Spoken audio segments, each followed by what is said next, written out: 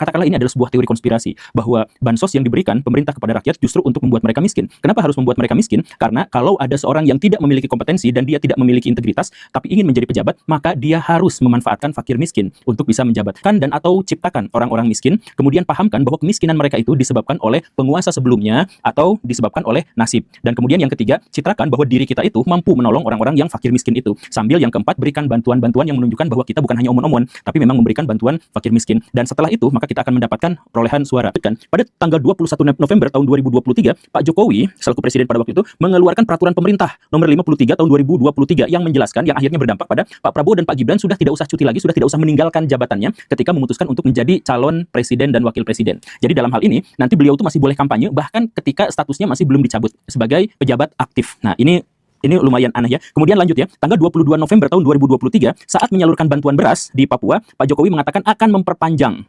jadi bansos itu sampai 2024 dengan alasan untuk menjaga stabilitas harga. Padahal pada waktu itu harganya benar-benar stabil. Adalah menteri dari Indonesia pada waktu itu, yaitu Pak Zulkifli Hasan yang tadi ya, itu mengatakan kepada orang-orang yang menerima bantuan, oke, bantuan ini siapa yang kasih? Ya, bantuan ini yang kasihnya itu adalah Pak Jokowi. Jadi silahkan coblos bla bla bla bla, karena PAN itu adalah Jokowi, Jokowi itu adalah PAN dan sebagainya gitu ya. Itu sudah mulai ada. Dan kemudian tanggal 9 Januari tahun 2024, Pak Jokowi juga mengumumkan bahwa bansos itu akan diperluas dan diperpanjang. Dan sekitar 1 minggu kemudian tanggal 15 Januari itu dikemukakan juga ada kartu bansos.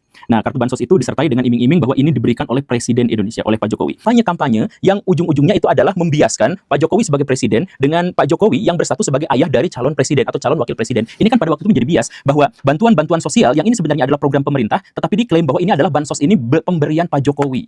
Padahal kan sebenarnya bansos itu adalah pemberian dari pemerintah pakai uang negara, tetapi kemudian diklaimnya ini adalah milik Pak Jokowi. Oleh siapa? Oleh tim suksesnya yang sekaligus juga adalah menteri pada masa itu. Ini adalah bukti bahwa pemerintah secara sengaja memang memelihara kemiskinan itu.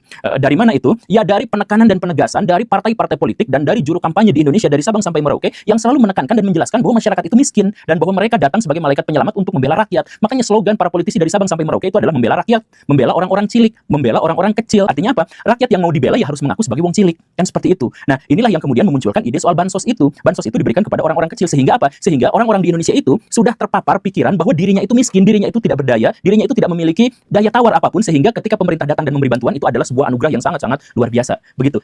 Makanya banyak orang-orang di Indonesia yang sedikit-sedikit ngaku, saya mah sebagai orang kecil, saya mah sebagai orang miskin. Kemudian ketika menyapa orang lain, halo bos, gitu ya, dan lain sebagainya. Itu kan sebenarnya adalah dogma yang diajarkan dan dipropagandakan dengan atau tanpa disadari oleh masyarakat. Nah, inilah pada akhirnya ketika masyarakat menganggap dan merasa bahwa dirinya itu miskin, maka ketika ada bantuan sedikit langsung rebutan, injek-injekan sampai ada yang meninggal. Kalau ada makan gratis langsung rebutan, injek-injekan sampai ada yang meninggal. Itu bukan kasus 1-2 kali. Dan kalau misalkan ada fenomena yang seperti ini jelas hasil propaganda. Kenapa? Karena normalnya manusia itu kalau ditanya dia tuh sok kaya.